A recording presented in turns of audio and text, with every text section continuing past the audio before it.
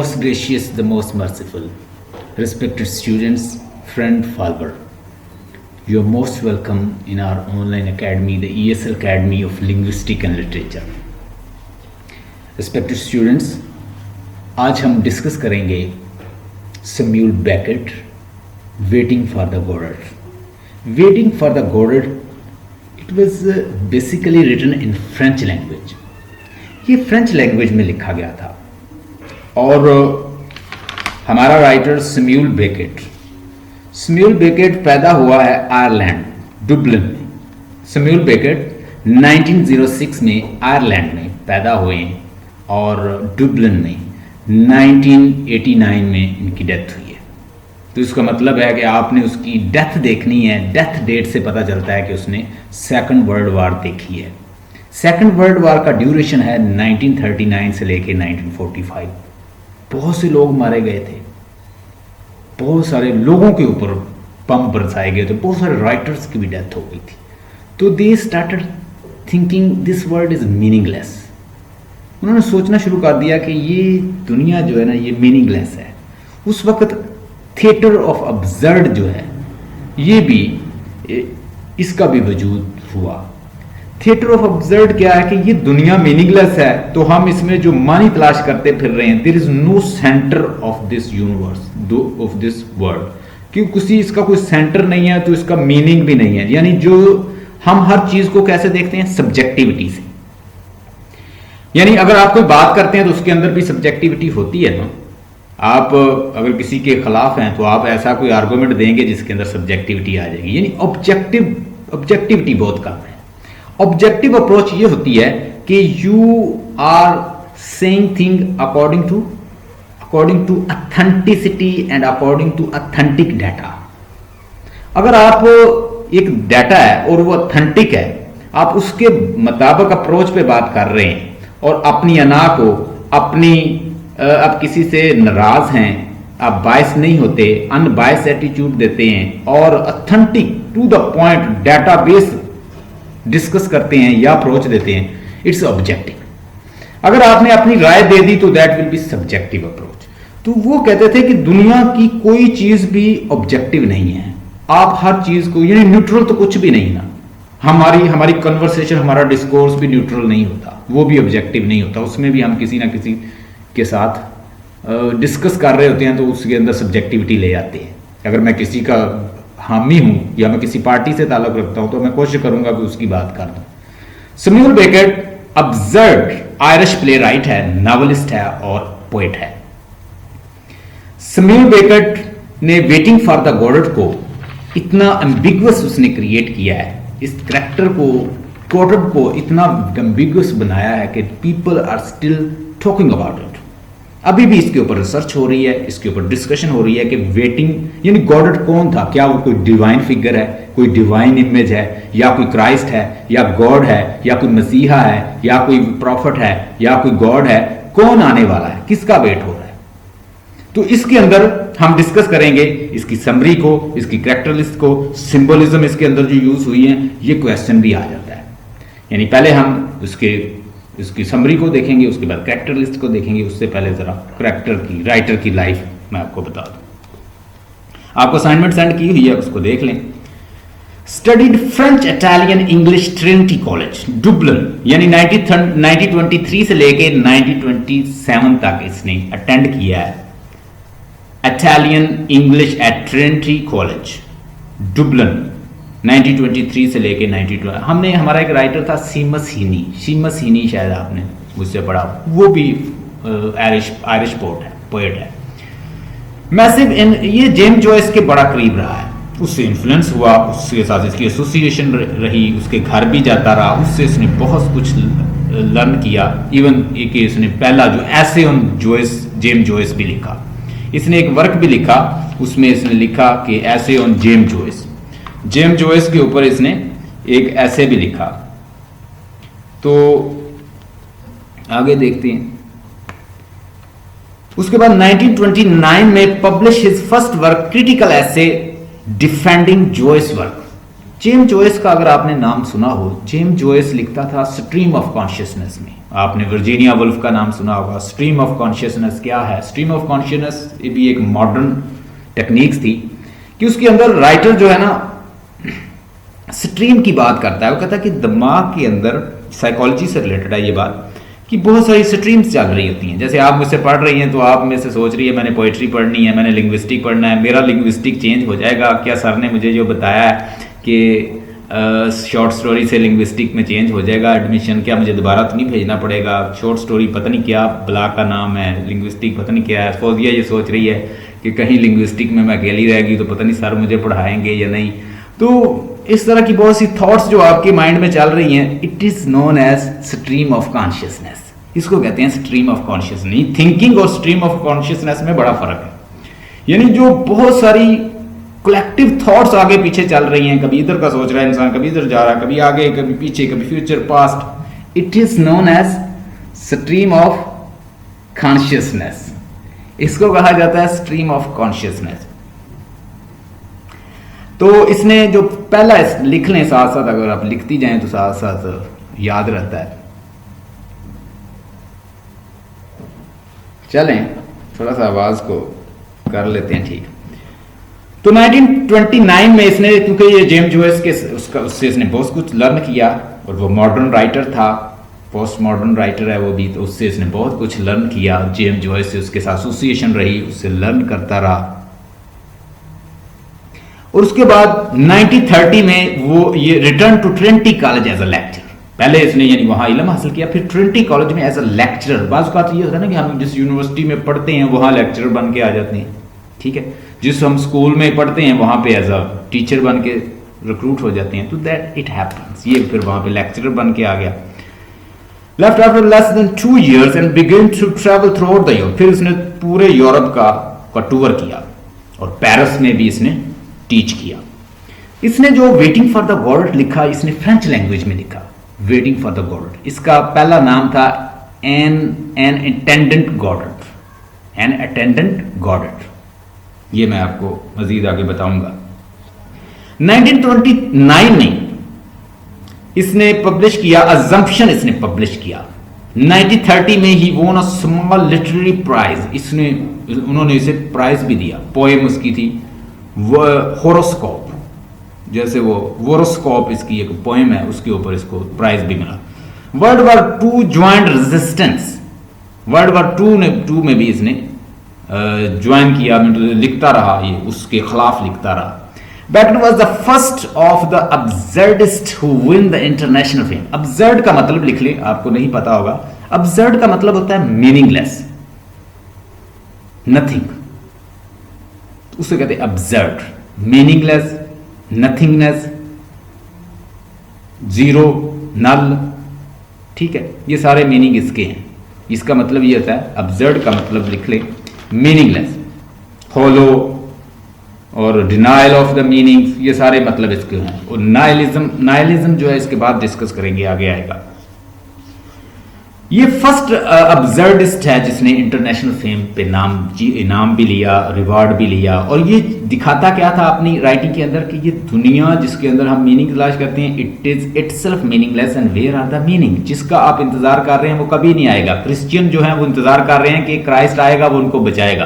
कहता why there will be no one will come to rescue them because they have to figure out meaning themselves.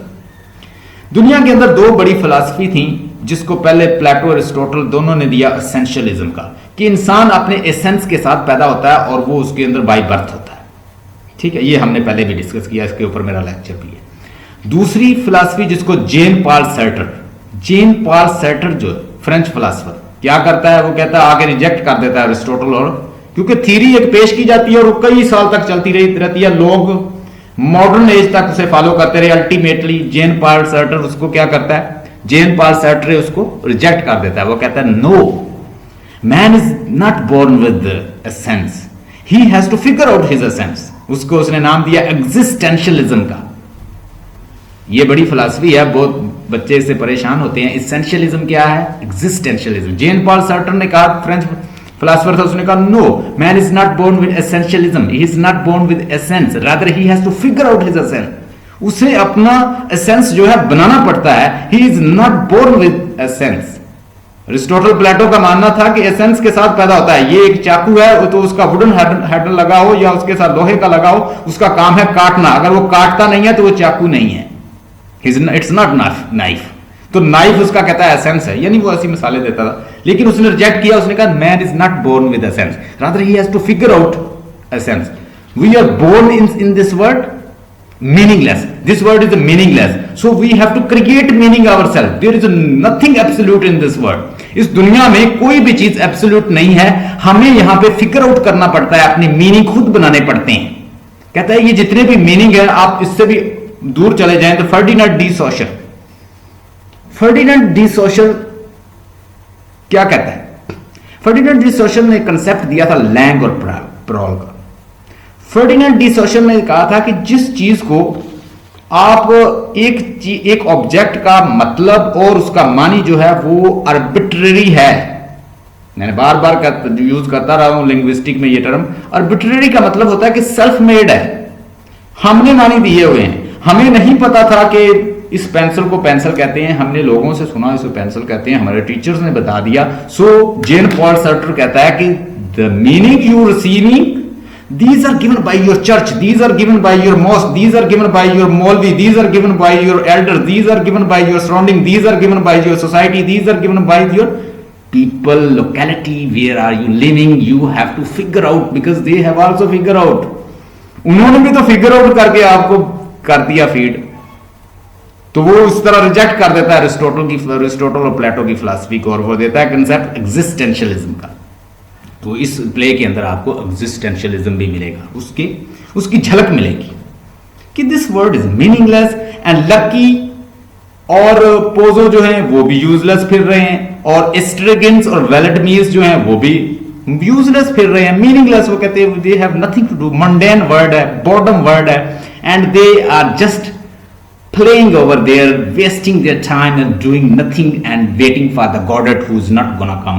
ऐसी शख्सियत का wait कर रहे हैं that is not gonna come, जो कभी नहीं आएगा, और ultimately they will be died. वो इस दुनिया में खत्म हो जाएंगे, बैठे रहेंगे और meaningless फिरते रहेंगे, but there will be no meaning because this word is also meaningless. वो कहते हैं ये दुनिया ही meaningless है। ये उनकी फिलॉसफी है, हमारी मुस्लिम की फिलॉसफी ये नहीं है। हम कहते हैं कि we are given time and in certain time we have to please our God, we have to do good deed, and we are here to worship God. हम यहाँ पे वर्शिप गॉड की वर्शिप करने आए हैं, अच्छे काम करने आए हैं, हमें एक लिमिटेड टाइम मिला है, ultimately will go hereafter and God will reward us. यानी हमारे सामने जो सिस्टमेटिक एक वे है ना, हमें होली प्रॉफिट ने बताया। मोस्टली जो एग्जिस्टेंशियलिस्ट फिलोसफर हैं वो क्या होते हैं, वो अग्नोस्टिक होते हैं, वो यानी गॉड को नहीं मानते। But we as a Muslim we worship God, we say that there is a one God and we are his follower, and whatever Allah and his prophet has commanded us, we have to follow, and ultimately we'll get reward when we'll go to graveyard. When you will go to graveyard, over there God will reward us, and even after this we will be getting heaven because due to our good deed. But they people are just in a confusion, they are in doubts, and they are saying that this word is meaningless, but for us it's meaningless. Anyhow, it's a philosophy. उसके बाद जी work translated into over 20 language, continue to write till his death, 1989 तक लिखता रहा है, और इसका जो वर्क है बहुत सारी लैंग्वेज में ट्रांसलेटेड हुआ है, उसको ट्रांसलेट किया गया। Clear cut, minimalist and deeply pessimistic about human nature and human situation. हम इसके अंदर देखते हैं कि 2 एक्ट प्ले है, waiting for the godhead 2 act play है, और उसमें तकरीबन 5 करैक्टर है। पहला करैक्टर हमारे पास है वेलेडमीर, जो कि एक इंटेलेक्चुअल करैक्टर है। उसके बाद हमारे पास करैक्टर है एस्ट्रिगन्स, जो कि एक डल माइंडेड है, जिसको चला रहा है कौन, एस्ट्रिगन, जिसको चला रहा है वेलेडमीर, और एस्ट्रिगन भूल जाता है। दोनों वेट कर रहे हैं किसी पर्सनैलिटी का, नाम है गॉडेट। तीसरा करैक्टर एक बच्चा आता है, उनको बताता है कि आज गॉडेट नहीं आएंगे, वो कल आएंगे। अब ये बच्चा कौन है, इसको भी हम मजीद कैरेक्टराइजेशन में डिस्कस करेंगे। उसके बाद गॉडेट जो है वो एक सिंबल है, एक डिवाइन फिगर है, उसका वेट हो रहा है, वो कोई इंसान है, वो कोई शख्स है, उसके बारे में हमें सैमुअल बेकेट ने नहीं बताया, उसने एम्बिगुअस बनाया। जब सैमुअल बेकेट का इंटरव्यू हुआ, उससे पूछा गया who is godhead, he said that I my self don't know who is godhead. उसने कहा मैं भी नहीं जानता कि गॉडेड कौन है। You have to interpret yourself, तुम्हें खुद ही इंटरप्रेट करना है। आज explore the themes and increasingly cryptic style, बड़ा इसका क्रिप्टिक स्टाइल है, बात बड़ी छोटी छोटी कर देता है। Beckett was awarded the Nobel Prize in Literature in 1969। ये बात याद रखेगा कि 1969 में इसको नोबेल प्राइज भी लिटरेचर का मिला है। लिखा है, बहुत अच्छा लिखा है। Theme in the play include, इसके थीम के अंदर क्या क्या चीजें? मिरर, इसके थीम के अंदर सबसे बड़ा जो थीम है इसका चॉइस का है, थीम ऑफ चॉइस। लिख लें, आपकी असाइनमेंट में ये चीजें शायद नहीं लिखी हुई, कुछ लिखी है मैंने। पहली बात यह है कि इसके अंदर थीम ऑफ चॉइस है, यानी एक्ट जो है, इसके 2 एक्ट प्ले है, वो फ्रीली मूव कर सकते हैं, उनके पास चॉइस है, वो जा सकते हैं, आ सकते हैं, लेकिन वो नहीं जाते, मंडैन वर्ल्ड के साथ कनेक्ट रहते हैं, सोच सकते हैं, फ्रीली मूव कर सकते हैं, एक्ट कर सकते हैं। लकी और पोजो जो है थीम ऑफ चॉइस, पहला ये थीम ऑफ चॉइस। इसके अंदर भी थीम लिखे हुए हैं, जितने थीम आप डिराइव कर सकते हैं, जब आप पढ़ेंगे तो आप खुद भी डिराइव कर सकते हैं। You are also reader and according to modern critics you are free to interpret meaning, you are free to interpret meaning, और वो भी आपको एम्बिगुअस छोड़ता है ताकि तू खुद भी सोचो। थीम ऑफ चॉइस, करैक्टर खुद घूम रहे हैं, कभी इधर जा रहे हैं, कभी उधर जा रहे हैं।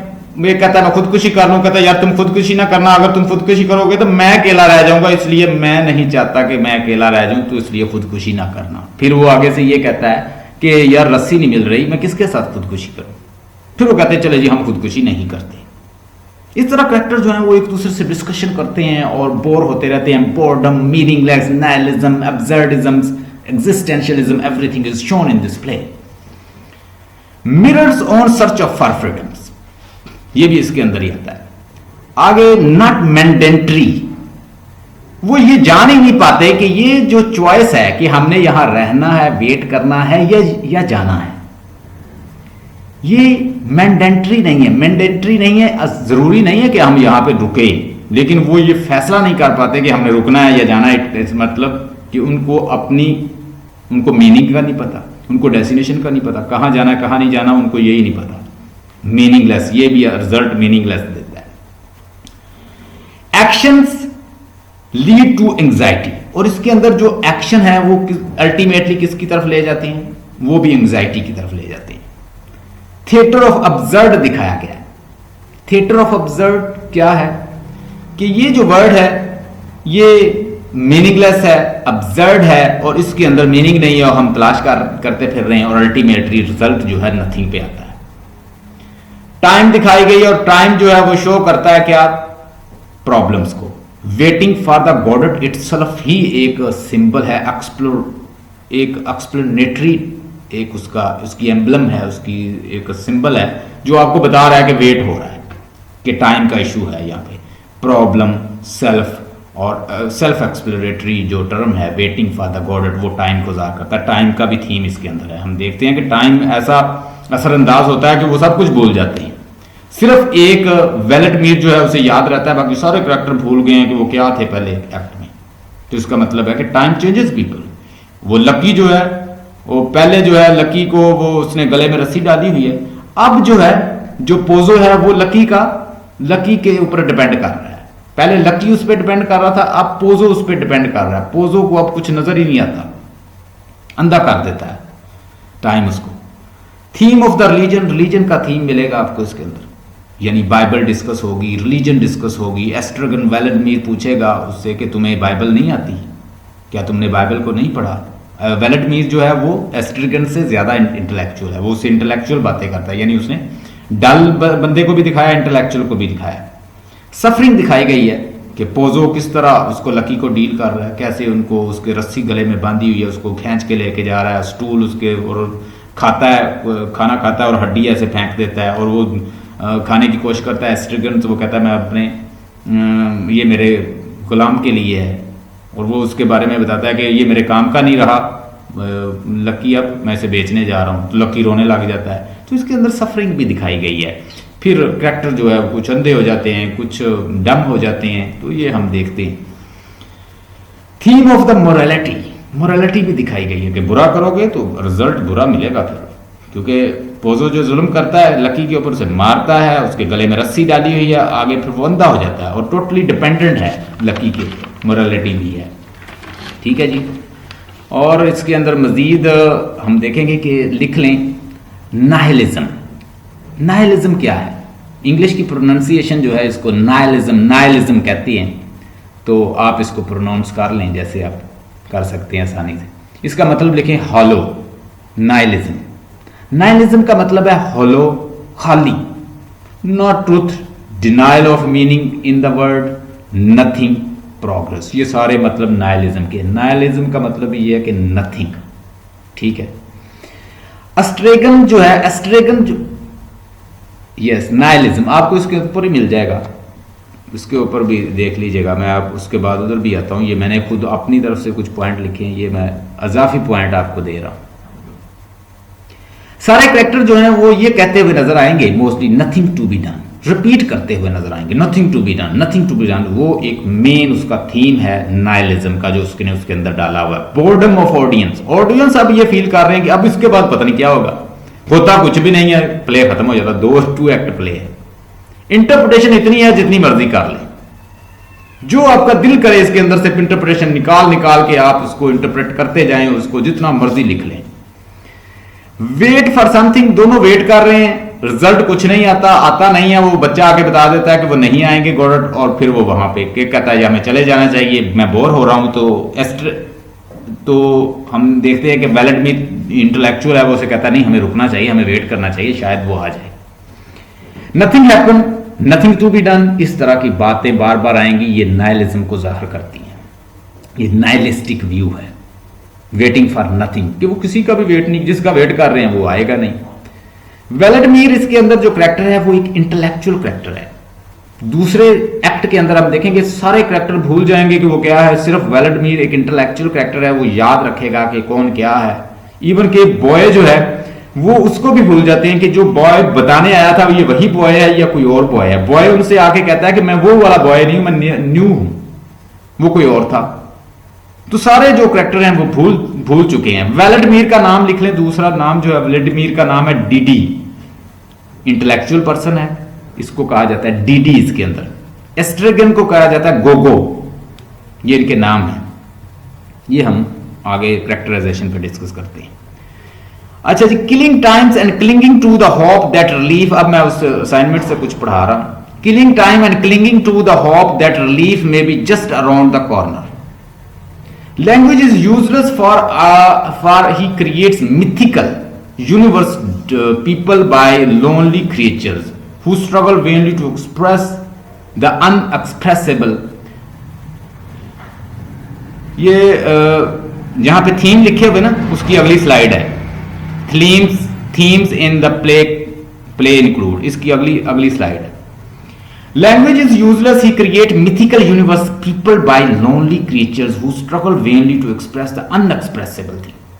यानी सारे कैरेक्टर जो हैं वो ऐसे काम कर रहे हैं जो अनएक्सप्रेसिबल हैं, यानी नथिंग के बाद क्या आता, कुछ भी नहीं, यानी खत्म हो गया सब कुछ। वेट कर रहे हैं, रिजल्ट नथिंग। बोर्डम हो रही है, रिजल्ट नथिंग। और एक दूसरे से बातें कर रहे हैं, रिजल्ट नथिंग। खुदकुशी करते हैं, रिजल्ट नथिंग, कुछ भी नहीं करते। यानी हर काम आपको नथिंग में ले जाएगा, कि there is no meaning in at all. अच्छा, एक और चीज है, अब कुछ राइटर कुछ ने इंटरप्रेट किया, उन्होंने कहा जी पोजो जो आया था, पोजो गॉडेड था जिसका वेट हो रहा था। अगर पोजो गॉड था जिसका वेट हो रहा था, तो फिर वो कोई मिथोलॉजिकल गॉड है, वो कोई रियल गॉड तो नहीं है, क्योंकि क्रिश्चियनिटी का गॉड भी ऐसा नहीं होता कि वो आंखों से अंधा हो, वो स्टूल पे बैठता हो, वो इस तरह जुल्म करता हो। तो ये क्रिश्चियनिटी का भी गॉड नहीं है। तो फिर वो गॉड कौन सा है? हाँ, हो सकता है कि वो किसी जो ग्रीक मिथोलॉजिकल जो गॉड थे, जो ह्यूमन जैसे थे, ह्यूमन काम करते थे, वाइन पीते थे, शराब पीते थे, लोगों में रहते थे, फिरते थे, उनके गॉड, शायद फिर वो मिथोलॉजिकल गॉड हो ग्रीक्स का। ये आप लगा सकते हैं कि पोजो गॉड मिथोलॉजिकल गॉड था जो आया था बाद में, जिसका वेट हो रहा था। हम आगे इसकी समरी में देखेंगे।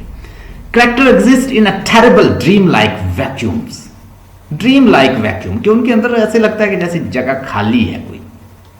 टेरिबल ड्रीम यानी ड्रीमी लाइक वर्ड में रह रहे हैं।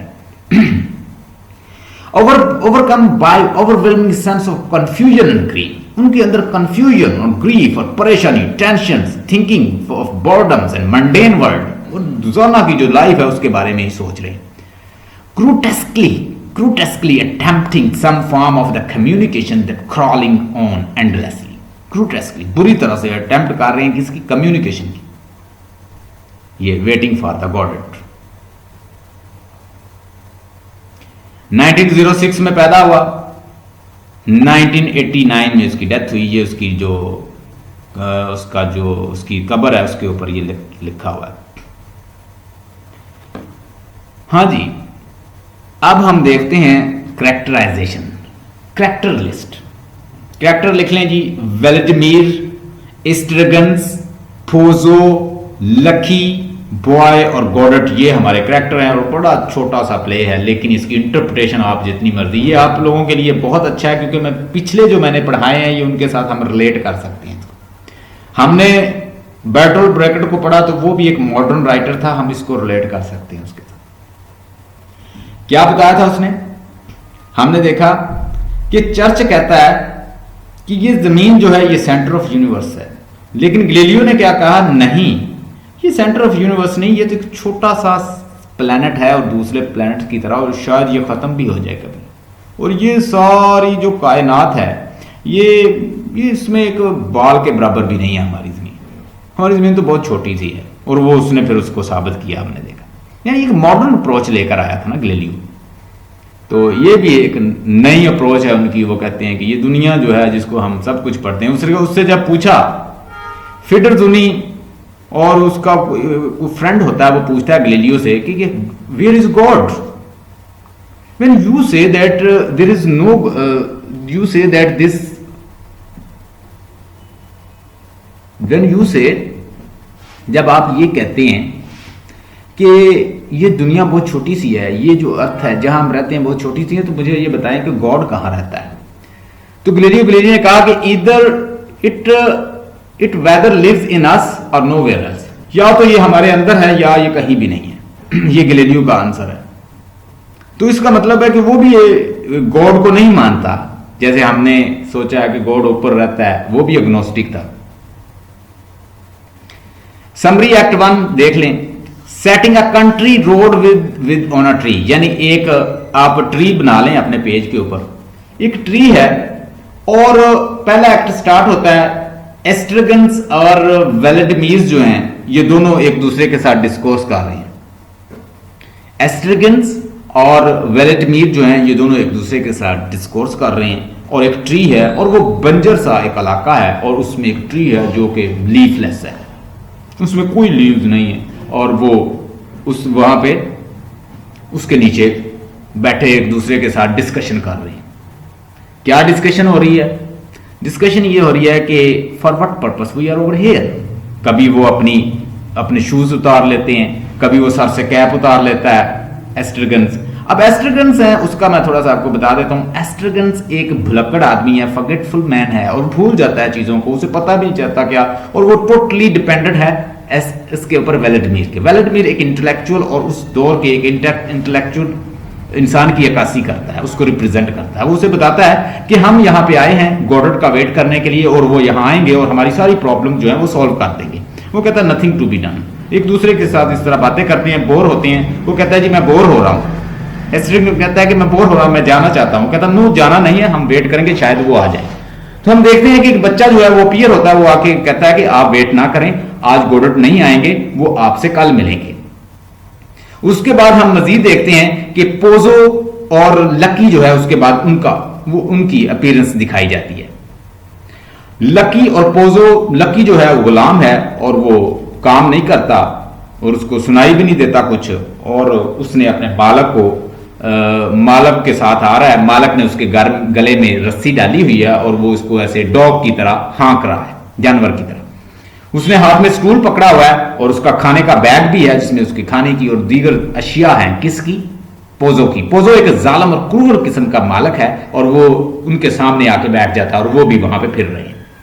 अब ये दोनों आपस में डिस्कशन कर रहे हैं तो हम देखते हैं कि वो स्टूल जो है अपना नीचे रखता है, उसके ऊपर उसे बिठाता है अपने मालिक को, और लकी को वो कहता है कभी डांस करो, कभी नाचो, कभी मेरे लिए ये करो, कभी रस्सी को खींचता है, कभी उसे हंटर मारता है। और ऐसा जब एस्ट्रगन्स और वेलेडिमिर देखते हैं तो देवर depressed, they say that you are not doing good, it's bad, यानी उसको मोरल लेसन देने की कोशिश करते हैं कि ऐसा ना करो, he is a human being. लेकिन वो कंटिन्यू रखता है और वो खाना खाता है स्टूल पे बैठ के उनके सामने, और वो हड्डी उठाता है और नीचे फेंक देता है। एस्ट्रगन को भूख लगी है, वो खाने की कोशिश करता है तो वो उसे बताता है कि ये हड्डी तुम नहीं खा सकते, तुम ये मेरे मुलाजिम के लिए। पोजो कहता है तुम मेरे मुलाजिम से इजाजत लो, उसके बाद ये तुम हड्डी जो बोन्स है ये तुम खा सकते हो। तो वो हड्डी को लेता है, वो उसे पूछता है तो वो उससे आगे जवाब ही नहीं देता लकी, यानी लकी जो है वो बात ही नहीं सुनता, वो बिल्कुल एक सिंपल सादा सा एक इंसान बनाया हुआ है जो कि गुलाम है, उसे ट्रीट कर रहे हैं, हाँक रहे हैं जानवरों की तरह और उसे लेके जा रहे हैं। पहला एक्ट जो है खत्म होता है, उसके बाद दूसरा एक्ट हम देखते हैं कि उसमें टोटली दुनिया चेंज हो चुकी है। यानी ये 2 दिन की कहानी है एस्ट्रगन्स और वेलेडिमिर की।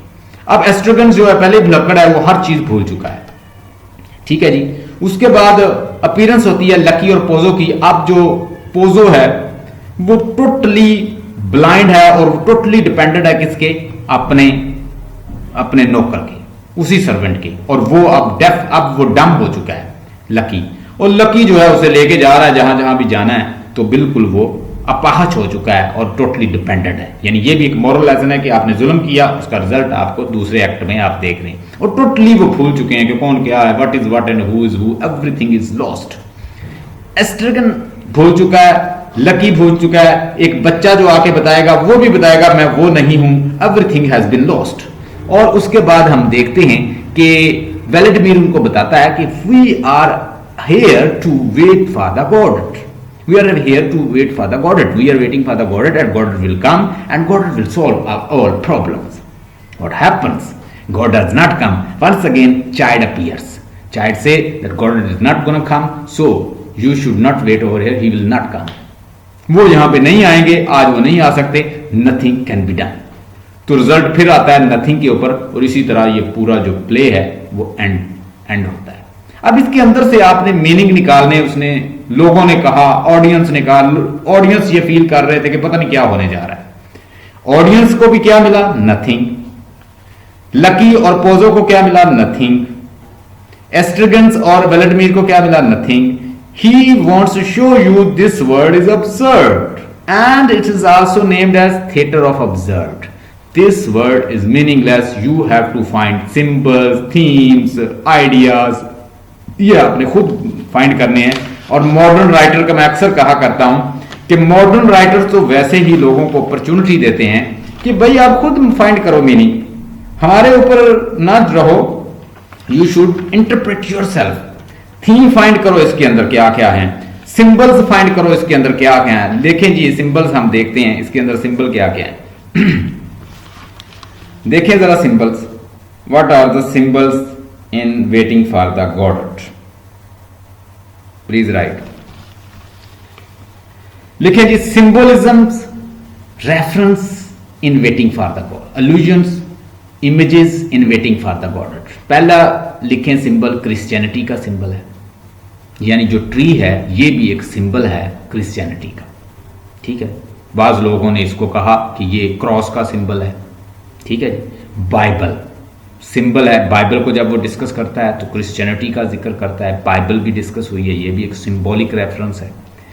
ट्री क्रॉस का जिक्र है तो वो भी एक, ट्री का जिक्र है तो वो भी एक सिंबॉलिक है। गॉडेड जो है वो गॉड को ज़ाहिर करता है। गॉड में आप फिर बताएंगे, कुछ लोग कहते हैं ये मिथोलॉजिकल गॉड है, पोजो ही गॉड है, कुछ लोग कहते हैं कि इसमें पोजो गॉड है, कुछ लोग कहेंगे कि ये पोजो गॉड नहीं है क्योंकि ये तो बड़ा जालिम है, क्रूर है, क्रिश्चियनिटी का गॉड नहीं, फिर ये ग्रीक को गॉड दिखाया गया है। कुछ कहते हैं कि गॉड जो है वो आएंगे, क्राइस्ट का जो बिलीव है उनका कि क्राइस्ट आके उनके प्रॉब्लम सॉल्व करेंगे, शायद वो क्राइस्ट को गॉड कहते हैं। यानी ये भी एक सिंबॉलिक कैरेक्टर है, इसको आप जितना मर्जी इंटरप्रेट कर लें। लकी जो है वो सप्रेशन की अलामत है, वो डिस्टर्बेंस की अलामत है, लोगों की एंग्जाइटी की अलामत है, लोगों की जो सप्रेस्ड क्लास है, जिनके साथ जुल्म हो रहा है, उस क्लास की अलामत है, सिंबल है।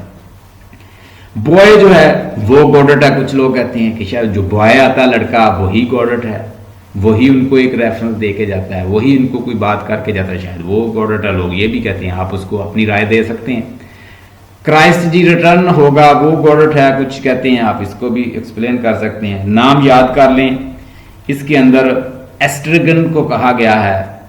एस्ट्रगन को क्या कहा गया कि वो है व्लादिमीर को कहा गया डीडी, व्लादिमीर को डीडी कहा गया इसके अंदर, डीडी, और एस्ट्रगन को गोगो कहा गया इसके अंदर, यानी उनके नाम है डिफरेंट। तो कैरेक्टराइजेशन और समरी भी मैंने आपको बता दी, आपको मैंने जो सेंड की हुई है इसके अंदर भी आपको थीम्स उसने कहा था, observe, truth, life, consciousness, existence, time, ये सारे, और उसके बाद थीम है ट्रूथ इज अनसर्टन, ये सारे देख लें, इसके अंदर आपने देखने हैं। थीम टाइम का थीम है, वही चीज़ें जो मैंने डिस्कस की हैं वो इसके अंदर है, आपने देखनी है। आज आपने जस्ट यही असाइनमेंट जो है इसको अपने लफ्ज़ों में देखना है। इंटरप्रिटेशन आप लोग कर सकते हैं, जब हम लाइन टू लाइन टेक्स्ट पढ़ेंगे तो ये सारी एक एक चीज़ें जो है ना, हम लाइन टू लाइन टेक्स्ट देखेंगे, उसके अंदर ये सारी डिस्कस होंगी। बात याद रखिएगा, एग्जिस्टेंशियलिज्म और एसेंशियलिज्म। एसेंशियलिज्म फिलॉसफी हज़ारों साल तक रही, यानी काफ़ी सेंचुरी तक अरिस्टोटल, प्लेटो ने दी, और कहाँ तक आई, मॉडर्न 19th सेंचुरी तक लोग इसको फॉलो करते रहे। Jean Paul Sartre, French philosopher, उसने आके इसको रिजेक्ट कर दिया कि essentialism is not good, we are not born with a sense, rather we have to figure out our sense, we are prone to figure out our sense, we are compelled to figure out our sense.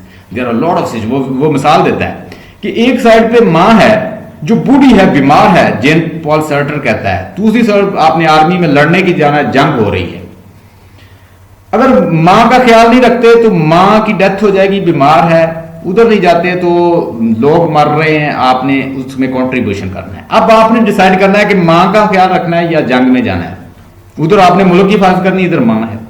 कहता you have to figure out, ये भी यहां पे भी तो आप figure out करेंगे। कहता लोगों के पास जो आइडिया है वो भी फिगर्ड आउट है, वो आपके चर्च ने दिए, वो आपके पीपल ने दिए, वो आपकी सराउंडिंग ने दिए, वो कम्युनिटी ने दी, वो भी तो फिगर आउट है, उन्होंने भी फिगर आउट किया होगा कि ये सच है, ये अच्छाई है। किसी हद तक मैं कभी कभी सोचता हूं तो बड़ा परेशान हो जाता हूं। देखिए, जो मेरे लिए ट्रुथ है वो किसी के लिए लाई है। मैं कहता हूं कि जो मेरे मुल्क की हिफाजत करना है, मैं बड़ा पैट्रियट नेशनलिस्ट हूं, मैं अपने मुल्क की हिफाजत करता हूं। मेरे लिए हो सकता है मैं अपने मुल्क के लिए बोलूं, दूसरे के लिए वो मैं विलन हूं। इधर मैं हीरो हूं, वहां पे विलन हूं। मीनिंग इज नॉट सेम, एक चीज का मीनिंग हर जगह पे सेम नहीं होता। यहां मैं विलन हूं, वहां हीरो हूं, वहां हीरो हूं, यहां विलन हूं। यहां मेरे लिए ये मोरालिटी है कि मैं टोटली कवर्ड करूं अपने आप को, लेकिन यूरोपियन कंट्री में अब जितनी आप मिनी स्कर्ट पहनेंगे, जितनी आप टाइट पैंट पहनी होगी फीमेल ने, वो इतनी ज्यादा मॉडर्न लगेगी, बहुत अच्छी है, ये है रिफाइंड और वेल मैनर्ड लेडी।